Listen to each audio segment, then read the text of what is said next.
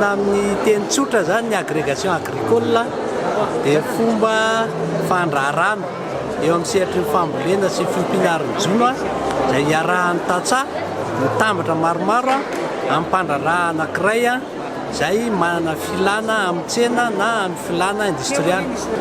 Raha azavaina tsotsotra zany izy io dia izao, misy filana anankiray andeha ataontsika hoe menaka.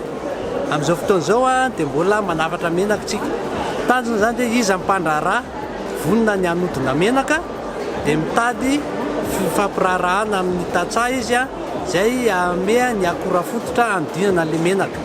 Dia ireo tantsaha ireo nefany mba azahoana ny kalitao sy mba azahoana ny fenitra sy azahoana ny vokatra araky ny fitakiana dia tsy maintsy tohanana izy amin'ny masom-boly, tohanana izy amin'ny fahaiza-manao, tohanana izy amin'ny zezika mba azahoana vokatra tsara sy afaka mifaninana amin'ny tsena.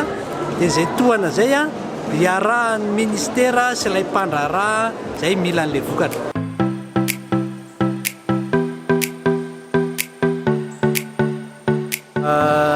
Amin'ny maha-agrégateur ny Agripro zany dia tia hampafantatra antsika hoe inona ny tombontsoa ao anatin'izay ataoko hoe système d'agrégation agricole zay na ho an'ny opérateur ohatranay na ho an'ny tantsaha mpamokatra. Ho an'ny anivon'ny opérateur aloha zany ny tombontsoa dia hoe misy vokatra izay assurena fa ho azo, satria misy fifanaraha mpamokarana ao ary misy fifanaraha mpiara-miasa apetraka. Ho an'ny mpamokatra indray dia ny fahafahana mahazo toko fa hisy fifanampiana ara-teknika mazava ho azy amin'ny fiofanana sy ny fanaraha-maso rehetrarehetra.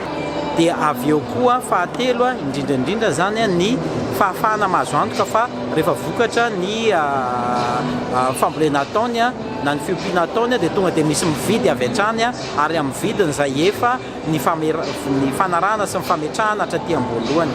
Satria le izy fiaraha-miasa araka ny teneniko teo hoe miezaka samy mahazo tombony rehetrarehetra dia maromaro ny mpiara-miombona antoka miasa ao anatin'ny sehatra an'izay hoe agrégation agricole. Raha miresaka katsaka fotsiny tsika mazava ho azy ataoko hoe ny mpiara-miombona antoka voalohany aloha dia zahay ataontsika hoe mpandraharaha sy ny mpamokatra. Eo zany ny mpiara-miombona antoka voalohany fa mba hahafahan'izay fiaraha-miasa izay mipetraka dia misy ny teknisianina ohatra sy ny solotenan'ny ministera ny fambolena sy ny fiompianaron-jono. Misy ohatra ireo le solotenany ataontsika hoe tompona andraikitra any atoerana ny ben'ny tanàna sy ny fiafokontany sy ny rehetrarehetra.